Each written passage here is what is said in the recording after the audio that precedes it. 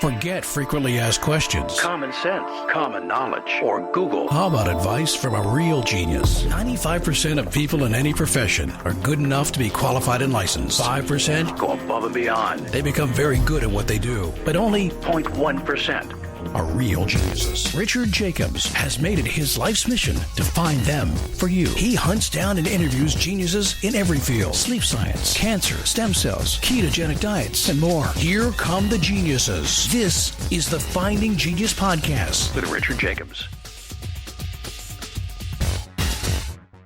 Hello, this is Richard Jacobs with the Finding Genius Podcast. Today I have two guests. They're in the same lab. I have Sonja Schrepfer. She works in Transplant and Stem Cell Immunobiology, the TSI Lab. She's a director there. She's a professor of surgery. Then we have Professor Tobias Doise. He's a cardiothoracic surgeon, director of minimally invasive cardiac surgery, which is good because I'm sure no one wants any surgery to be anything but minimally invasive. So they're at University of California, San Francisco. And we're going to talk about CRISPR gene editing to affect stem cells so that they're invisible to immune systems. Thank you for coming, both of you. How are you doing? Thank you for having us, Richard. Very well, thank you. It's Great, a pleasure to be with you. Thank you. So I guess we're looking at transplants, and from what I know, anytime someone gets a transplant, they have to be immunosuppressed forever to varying degrees. So what is your work involved? What's your goal here?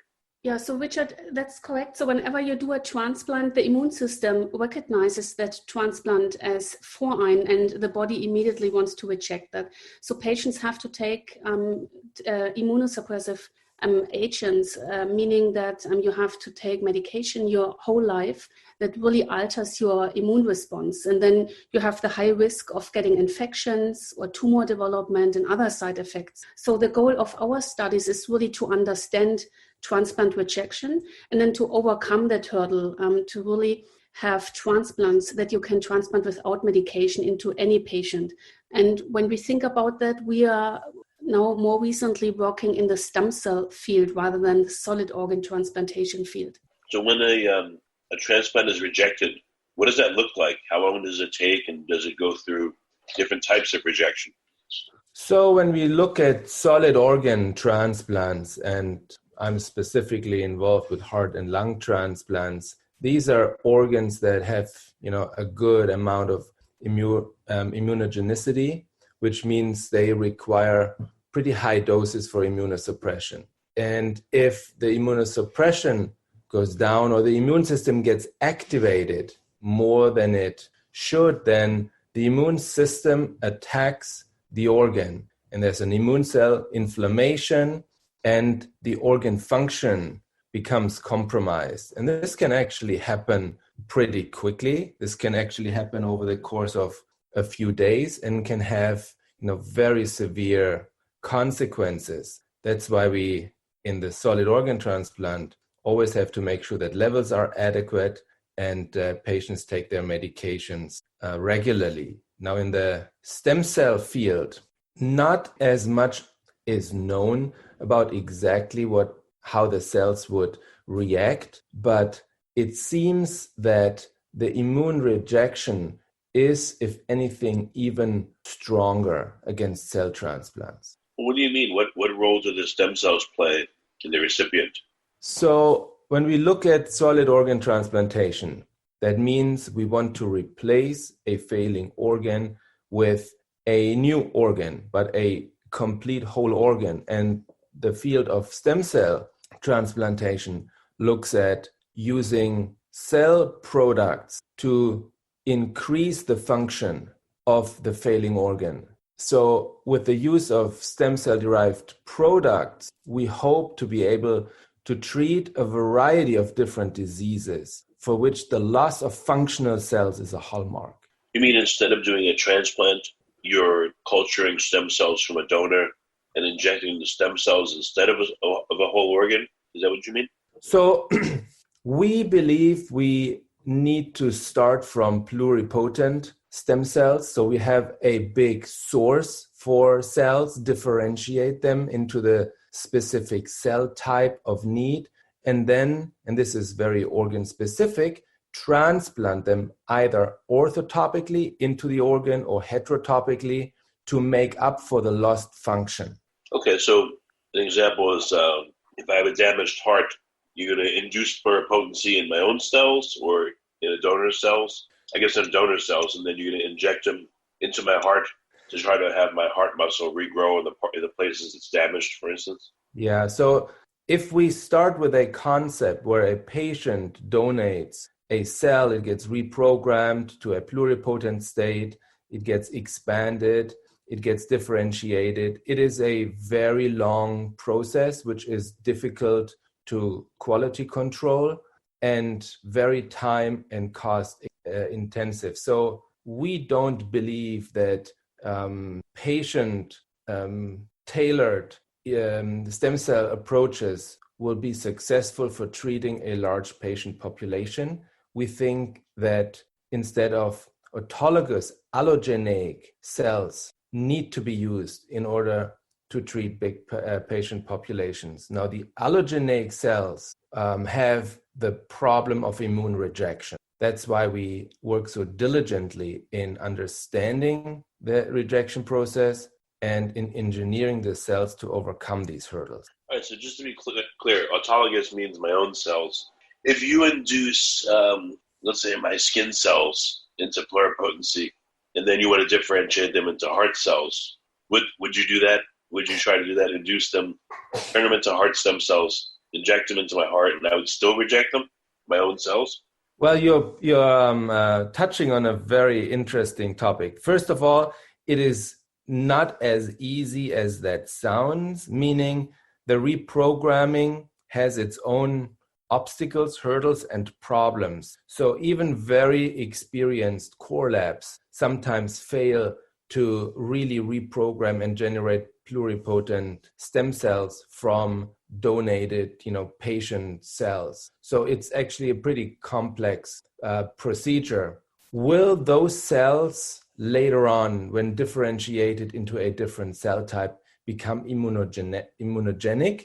Well, that's a very interesting question. And the answer, as we understand it, is they actually might. There's so many steps involved which can render autologous cells immunogenic, even if transplanted back into the same recipient as they were derived from. So going through this long and cumbersome process doesn't guarantee you that the cells won't be rejected. Have you tried anything very crude?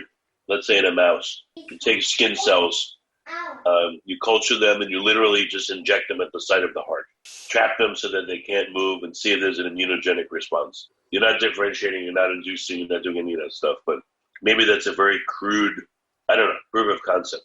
Yes, excellent point. So we have done that multiple times, obviously, and the result was that in many cases, we can generate cardiac cells that do not get rejected. Sometimes we actually end up with cell products that do get rejected because they acquire neoantigens during this long process of differentiation and manufacturing. Oh, really?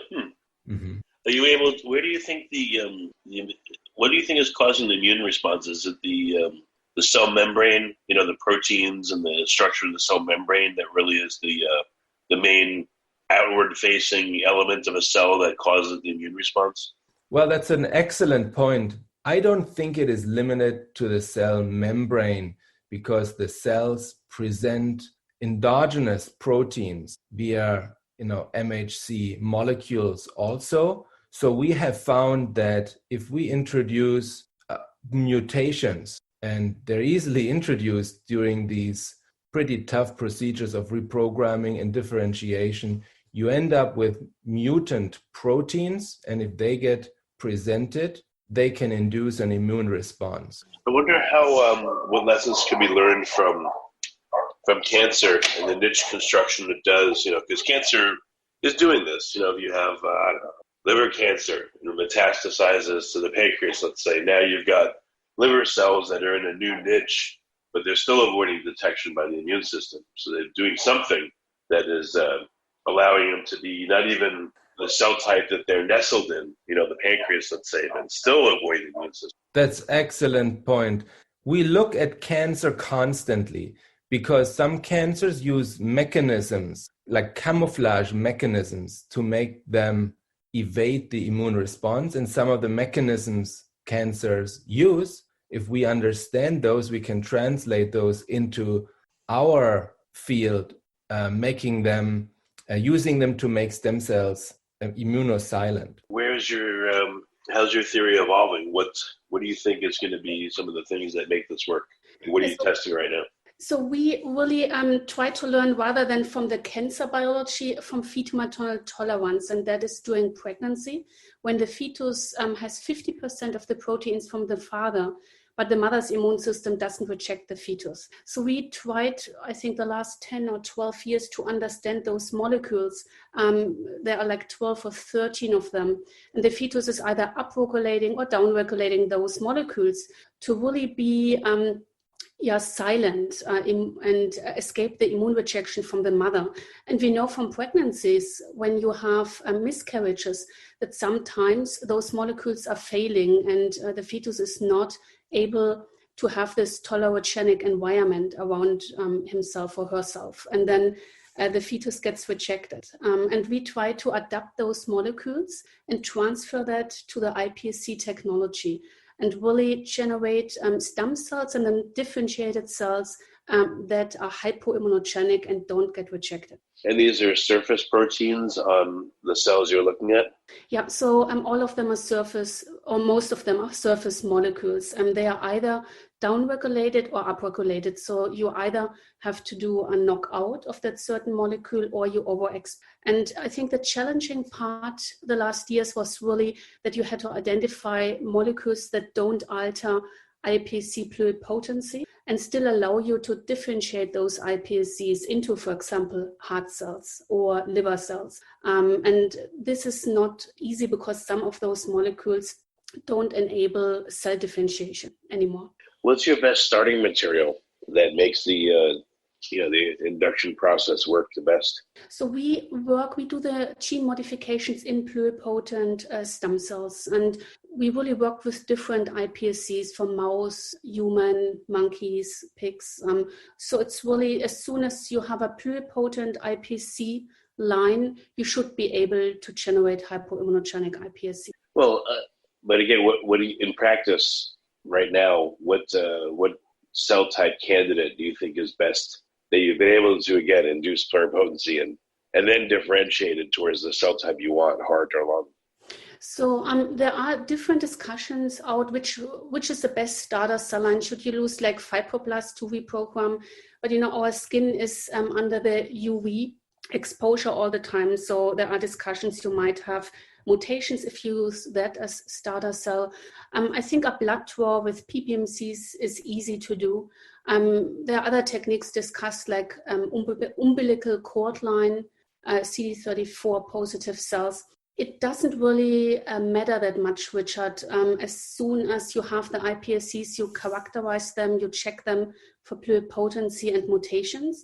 And when you have a well-characterized iPSC line, you are good to go. So the starter material, there's a lot of discussion going on, but we work with different ones and haven't really agreed on one yet. You see that differently? But why not create iPSC cells from multiple progenitors and then compare the structure, if you can, of their cell membranes to look for like the protein composition or the surface composition and see, this one is just full of immunogenic stuff on the outer membrane, but this one's less so. Maybe this one will be easier to work with. That's a great idea, Richard. The problem here is that the immunogenicity in the end is determined by the differentiated cell type you are going after. So for example, in our case, what we have published recently with the cardiomyocytes, your antigenicity of the cell is more defined by the cardiomyocyte rather than the iPSC source you used, because those molecules change upon differentiation. So an iPSC line is thought to be less immunogenic, for example, than an antigen-presenting cell like an endothelial cell in the heart. So it's really determined what disease, what indication and cell type you're going for. So are you saying that the problem happens, so you have a pluripotent stem cell and then you have to put it next to in the context of the cells that it's eventually going to be with, and those cells differentiated. So if I'm going to inject something into the heart, you'll have a pluripotent set of stem cells, you'll inject them, and then in the presence of the cardiomyocytes, that's when they differentiate, or when do they? So you have to differentiate them before you go into any patients. So you can only put cells into the patient that are not pluripotent anymore.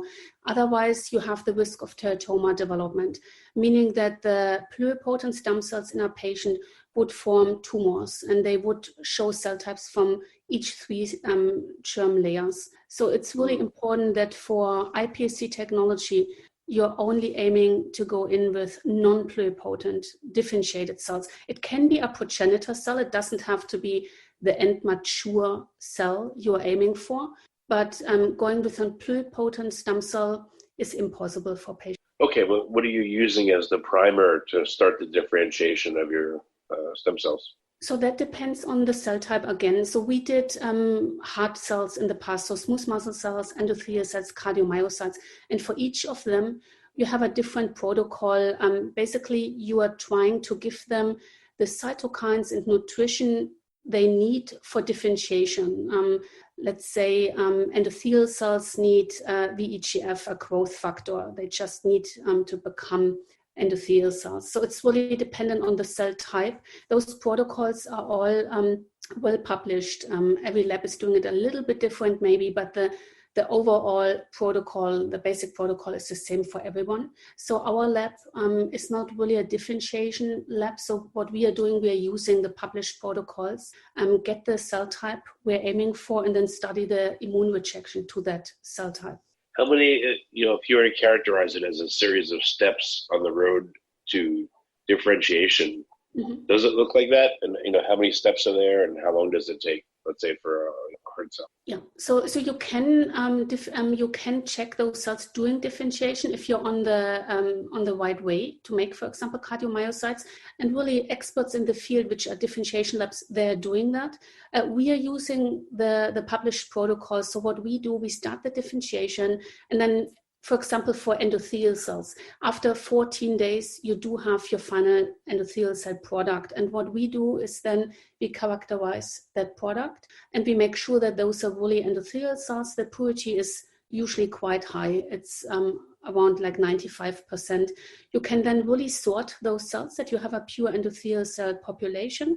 And then you're ready to go to start the experiments, to inject them and understand the immune rejection to those cells. But have you ever looked at them during the process, taken some at day 7, day 9, et cetera, and looked at, let's say again, the immunogens, the immune response to them at different stages, just to see maybe along the path, for some reason it happens really early or it happens very late, and maybe you could do something about it then.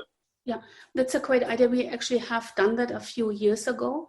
And what we have seen is no matter if you have cells that are higher in their antigenicity or less, by the end of the day, they're all antigenic and get rejected. So the difference is really only a few days. For example, the endothelial cells get rejected quite fast, around day 5.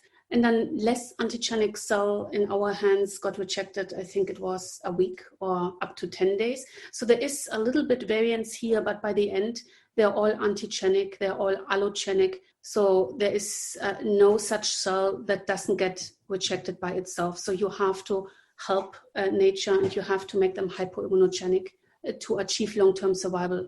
Well, are you able to narrow it down to specific membrane structures that are causing the immune response?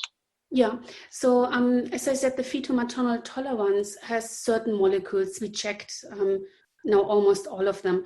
And I think one of the key molecules is really the molecules that presents intracellular peptides. And that is, as Toby mentioned earlier, the MHC class 1 molecule. So that's a molecule that is able to show to your immune system what's going on in the cell and basically can show to the immune system that the cell is allogenic, meaning from a different person.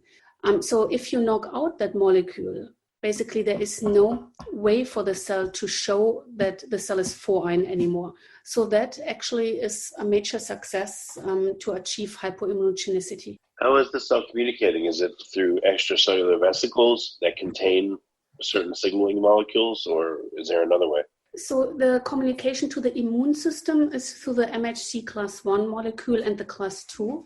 That's really the way for the cell to present itself and the way for the immune system to recognize self and non-self. The communication then for other aspects depends really on the differentiated cell type, like the cardiomyocyte has to engraft and couple with the host cardiomyocytes and then function. So that communication is through, for example, calcium channels and other molecules. But the immune system communication is mainly regulated by the class 1 and class 2 molecules. The problem here, Richard, is that if you get rid of those class 1, class 2 molecules, you basically imitate a viral infection we have in patients. So when you have a virus infection, the first thing that viral loaded cell is doing is downregulating the class 1.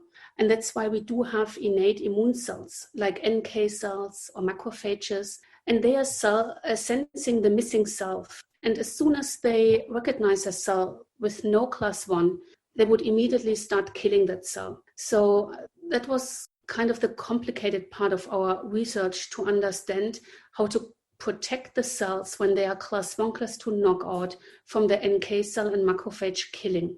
Interesting. I'm not sure. So what's the goal? Is the goal for these cells to come from a donor line, or is it to come from the patient themselves? Like, when you can make this work, do you think which one's going to be? So we believe that patient-owned iPSCs is just not suitable because the process is long and it's very cost-intensive. You need a lot of quality controls. And if you think about a patient with myocardial infarction who comes into the ER, that patient needs the stem cells kind of immediately. So you have no time to get cells out of that patient, reprogram them, differentiate them into cardiomyocytes, do all the necessary quality controls, and you have to scale up that you have enough cardiomyocytes for that patient. So there's really no time to do that, and it's really hard to do that for each patient. So we believe that the goal should be off-the-shelf products. You have one well-characterized iPSC line, for example. You use gene editing to make that cell line hypo-immunogenic. Then you differentiate that into the cell you need, for example, for the myocardial infarction patient, into cardiomyocytes. And then you have those cardiomyocytes off the shelf. So when the patient comes in, you have those cells ready to inject. And because they are hypo-immunogenic, they wouldn't get recognized from the patient's immune system. So you don't need additional medication to suppress the immune system. So the goal is really, I think, to have this therapy for everyone, anywhere, at any time available. Well, the MHC, that's what the major histocompatibility complex. What I've heard in families, and certainly within yourself, but within families, father, daughter, mother, son, etc., the MHC may be close enough or much closer than in just some random donor. Do you know how you might modulate the MHC to make it less of a problem? Well, that's an excellent question. And I would say there are studies out already looking at MHC matched cell transplants. And most of the studies are in the preclinical work, but in the stage of non-human primate research. And what's really interesting and fascinating is that even if you match the MHC complex, you will still get rejection because of non-MHC antigens, which suddenly surface to becoming the most important immune antigens. And the immune response against those is actually pretty strong. So even if you were to do full MHC matching, you would not end up getting cells that would be tolerated. Well, what happens when you knocked out the MHC, like you said? Was it tolerated or no? So what we did it's all preclinical still, but they were completely tolerated. I think, Richard, the thing here is the difference is there is no class 1 molecule at all. So really nothing gets presented at the cell surface. So there's really, you don't show the immune system that you are foreign. There is no presentation whatsoever. It's a complete knockout.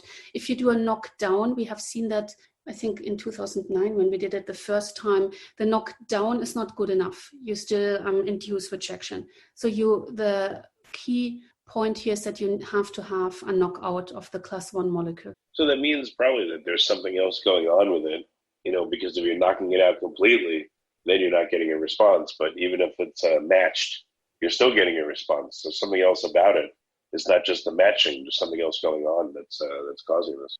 Yeah, exactly. And those are, we think, the minor histocompatibility antigens, the MIHAs. So you do have the class 1, class 2, and that induces a heavy immune response. However, if you have that matched, your MIHAs, the minor histocompatibility antigens, they're kicking in. They get presented, they get recognized, and they lead to rejection eventually. Is there a way to suppress those only? Not the major, just the minors, and still have a functioning cell that doesn't have, problems with virus attack? Yeah, the point with virus attacks is really interesting, and we are working in that field at the moment. There are mice, those were the first transgenic mice generated, I think, at all. And those mice are MHC class 1 lacking. It's a beta 2 microglobulin knockout mouse. It's now around for maybe 20 years. And those mice actually can clear viruses. So that fear of having a class 1 knockout and not be able to clear viruses, I think the field has to look deeper into it. It might be that risk is not as scary as we think on first glance. Interesting. Yeah, I can see it's a very, very complicated problem. Just to make it more complicated with heart and lung, has it been established that there's a persistent microbiome that hangs out in the vicinity of these cells and these organs that would modulate how the organs function and maybe rejection? Yeah, Toby, maybe that's a question for you and the patients. I mean, that's really something. So we have never studied the microbiome and those stem cells in the mice yet. And I also wonder whether this is very organ or cell type specific. There might be organs, I can imagine, where this might be more important than others. And especially for the heart, and we're mainly focusing on the heart, it may not be that big of a factor, I would assume. Yeah, I just wonder. What about when you look at other transplants, kidneys, livers, etc.? Do they seem to have the same issues that you do with these organs, or are their issues different? Anything to be learned there? So there's some organs like the liver that's more tolerogenic per se. So not every cell type has the same immunogenicity. Liver transplant patients usually require lower levels of immunosuppression. So the transplantation of hepatocytes might even be easier to achieve than going after a cell type which is extremely immunogenic. Yeah, I just wonder. Okay, so where do you go from here? Where do you think you can make headway? What are you working on right now to figure out? So now we're looking for the best indications, the best diseases to go after initially. And some criteria are there need to be established protocols for differentiation of a specific cell type. And it needs to, and also some diseases require the replacement of huge amounts of cells that have died. Other diseases just require, fewer cells to regain function. So what we're doing right now is looking at different diseases. How many cells do we need? How established are the protocols? And for the different disease types, how much of a benefit would the hypo-immune platform bring? These are some of the criteria we use to identify, the first indication for cell products. Yeah, one thing I forgot to ask is when you're doing a transplant, if there's existing same cell type in the recipient, does that make a worse immune response than if there's no more of those cells? If you did if you wanted to just beef up someone's heart that was damaged, they had an infarction, is that more immunogenic than if you just did a heart transplant? Supposedly there's none of those cells. Well, that's a great question. So I have to say, if you transplant a whole organ, because of the three-dimensional structure, you have many cells that are not directly exposed to the bloodstream because you have a fully built structure. If you transplant cells, initially, you have all the individual cells lying in this area, being injected into an area and being subject to immune recognition and rejection. So initially, I believe the overcoming rejection for cell transplants might be more difficult than for whole organs. Yeah, I thought it might have something to do with the fact that, the person's cells, some of their cells are still there, and then these new cells are coming in. Maybe there's just more of a rejection because the existing cells now do look, there's an example of them, and they do look very different from the incoming cells, as opposed to there being none of them and getting a whole new set of that cell type. I mean, Richard, for rejection and immune responses, the immune system mainly looks for the presentation of 4-ion antigens presented to the class 1. So their own cells, like for example the cardiomyocytes, they're not inducing any immune stimulation.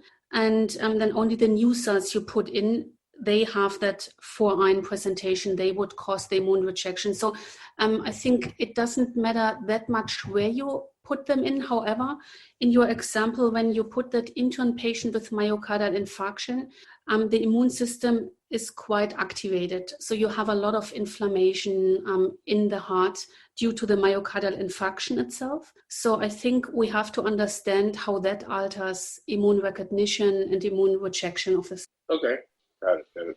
Well, very good. What do you think is going to be possible over the next year and then maybe over the next 5 years with your research? What are some of the milestones that you're looking to hit? So I'm hoping that we will see some soon and early successful translational, truly regenerative approaches. Too much has been done in the past that has been, named stem cell research. It has been, overpromised, underdelivered because the technology wasn't ready, our knowledge wasn't really ready. So I think now in this new wave, I hope that we can have the first success somewhere in the field, and during this learn and optimize how we produce cells, maybe identify additional hurdles. But once we have one cell product for a specific indication that we can truly show is regenerative and works, I think it really opens us up for additional indication. Would it be a success if you're able to at least reduce the amount of immunosuppressive drugs that are needed, or you want it to be an all or nothing? I mean, the goal, Richard, is really immunosuppression free. That's how the fetomaternal tolerance is working. In those mice and humanized mice, that is already achieved, but these are only mice models. So the future, I think, will tell. We will learn a lot about the molecules in translational models, as Toby said, and then really understand, is that modulation good enough, and understand the different diseases where we are going after to really achieve immunosuppression free. Yeah, I just thought of something very strange. So in the model where you have the fetus, I mean the fetus essentially is cordoned off from the mother except for the umbilical cord. So I mean it is in its own environment essentially, right? And there's only one bridge to the fetus, so it's not truly just inside the mother and free and having no immune problems. It's shielded by the placenta, right? But basically, the placenta is allowing trafficking of the cells from the fetus to the mother. So the mother later does have fetal cells in her bone marrow. So it's a chimerism we see in mothers. So it's not that the fetus is completely shielded from the mother's immune system.